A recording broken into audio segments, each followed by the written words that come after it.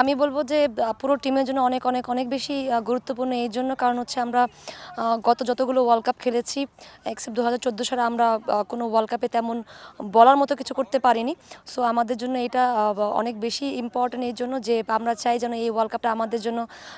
Countable হয় এবং memorable হয়। আমি বলব যে খুবই হতাশাজনক, বাট আমি জানি, আমি বিশ্বাস করি এটা যে এবার আর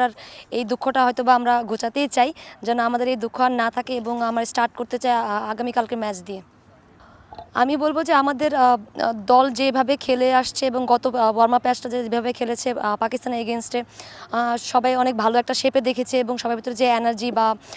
ম্যাচ জেতার যে ক্ষুধা বা বলবো যে প্রত্যেকটা প্লেয়ার একজন একজনকে যেভাবে ব্যাক করেছে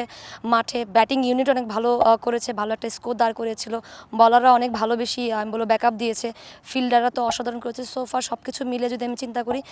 টিম অনেক ভালো একটা পজিশনে আছে রাইট